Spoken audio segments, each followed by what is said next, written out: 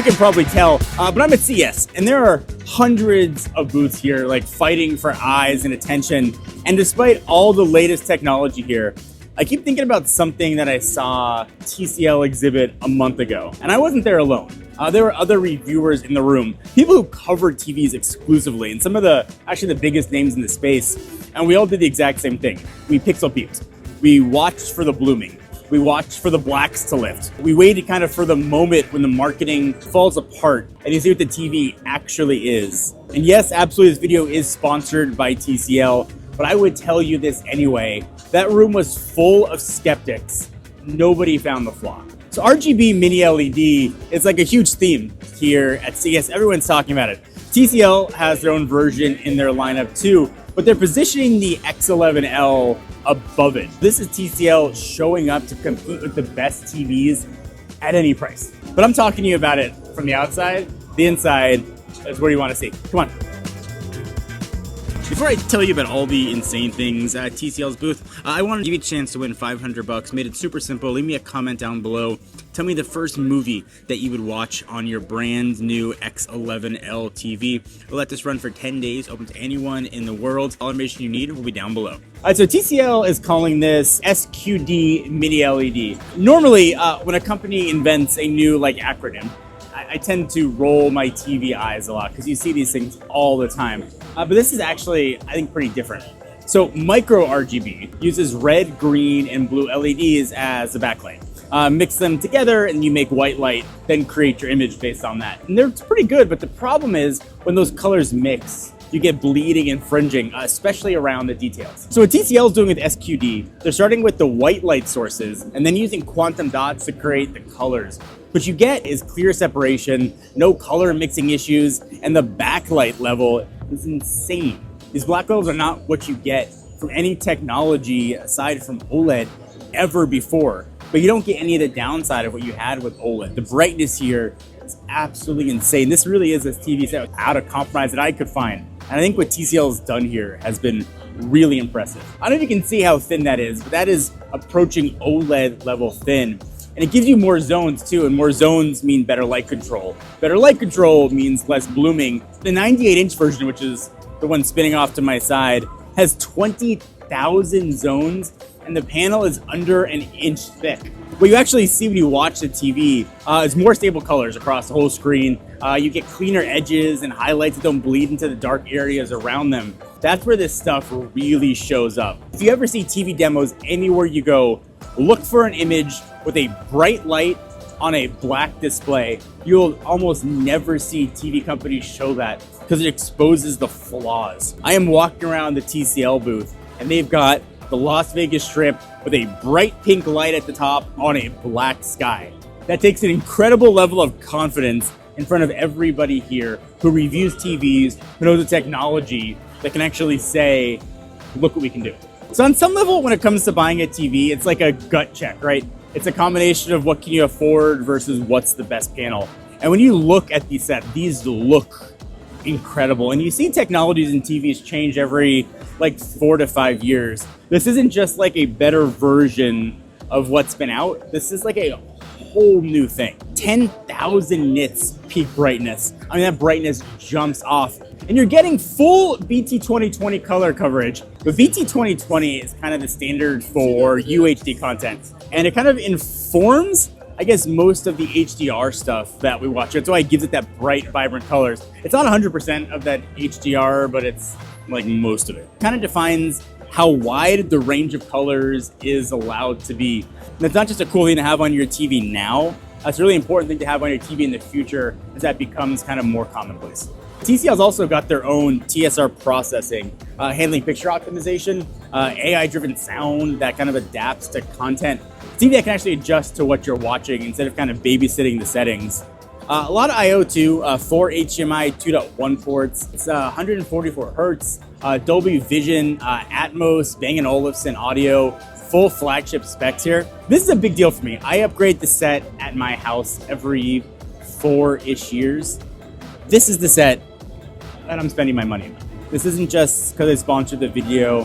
This is the first really different TV that I've seen past 4 years since I got mine. I'll be getting the 85-inch 98 doesn't fit. This is sort of TCL making a stand that they want to compete with the flagships, and in most ways that matter, beat them. I don't like the big color things, BT20, all those color gamuts, like those matter to a lot of people. But sometimes you want to look at like a really pretty piece of art. And TCL's got that covered too with TCL Art.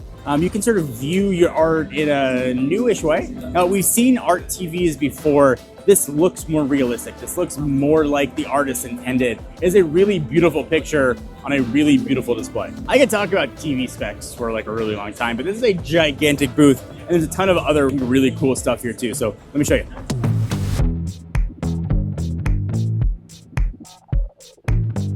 The RayNeo section, I think, stops you. AR glasses have been like almost ready for years. Everybody knows they're coming, but nobody wants sort of to wear something that makes you sort of look like you're a tech demo out in the wild.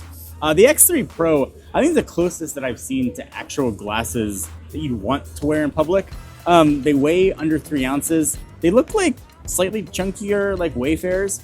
Inside, there's micro LED displays, which are bright enough to see outside, which is obviously the whole point here. If you can't see it in daylight, it's a demo, not a real product. I tried them with real-time translation, navigation in my peripheral, and taking photos without pulling out my phone. There's Gemini integration, so you can ask questions about what you're seeing. For the first time with AR glasses, kind of thinking about actual life and how it would actually work in the real world. TCL has done a really good job with these, and might finally be the first time AR glasses are ready for prime time. Obviously, the stuff you'd expect. You can watch videos and watch movies on giant screens, but this is really a generally useful product. Worth knowing, though, that if you want something sort of more entertainment focused, actually these guys right here, the Air 4 Pro projects a 201-inch virtual display with HDR10, Bang & Olufsen audio, world's first HDR10 glasses. They also have the special edition, Batman editions for the RayNeo Air 4. Does not come with utility belt or anything, but it does have built-in light blocking shield. AR glasses, huge displays, they're pretty awesome. There's a lot of other stuff here that TCL is doing. So, kind of the middle part of last year, I flew to Berlin for the IFA show. It's kind of Europe's version of this, specifically to see this technology. And it's TCL's next paper. I got on the plane to see another display technology, which is kind of how much it impressed me. I think what they did was really cool, but what they showed me there was the next paper 60 Ultra. And it was awesome, but it was only for European markets. And what the technology is, it looks like a matte display, switch on the side, and suddenly you've got e-ink in kind of different modes that are easier on the eyes and save battery life. Perfect for reading, but it's a full functional phone. You can watch video in any of those modes. It was awesome. Now the version coming to the US with the 70 Pro, I think is going to be an absolutely huge home run. This is technology, I think, that you have to like see it in your hand to like understand it. But if you've used an e-reader, you've used a matte display, but also want the ability to have sort of full functioning, beautiful looking device, this bridges that gap like absolutely perfectly. But like, I think the biggest use for e-ink is obviously like to read, and that's where the Note A1 kind of comes into play. It's got a 120 hertz color display that doesn't have kind of e-ink's really big ghosting problem. Also, it's got a pen. I think one of the cool things about these displays is that the display feels like paper. It can do a bunch of AI-powered stuff too, like real-time meeting transcription and helping you kind of rewrite or polish up whatever it is you're writing. And with the pen, it's got a response time of under 5 milliseconds, so it really does feel like you're, writing on the real thing. You might not know this, but a lot of TV manufacturers do not make their own panels. TCL's got the gigantic benefit of using panels made by TCL CSOT. That's why they can hit specs at prices that sort of don't make sense compared to other brands. And once you kind of see that in TCL's products, I think everything else in this booth really starts to make sense. They had an automotive display, an OLED that physically slides out from 16 to 28 inches and also like curves when it moves. World's first, I think, and they tested it for 100,000 operations. TCL is not just a TV company that's branching out. You see that everywhere once you're looking, and it's not just the TVs, it's also in the projectors. I did a video last year on their PlayCube. It's an incredible portable projector. It screens on the Amy robot, which sort of my daughter can probably never find out about. Even the NFL zone here is basically a display showcase, although I am Still waiting on some Rams representation. You do have a helmet, which is a step in the right direction.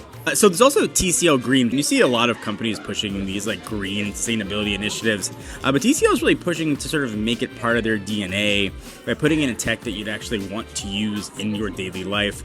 They've been debuting TCL Acora, which transforms leftover ceramic waste into a composite that provides premium, durable finishes for their home appliances. But a company pushes display tech across TV, glasses, tablets, phones, projectors, automotive, and prices their flagship TVs like competitively and can compete with anything else out there.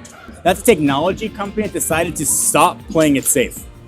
15 years of CES booths for me, and this is the one that I'm putting my name on. If you want to check out anything that I've got or anything I talked about here, links will be down below.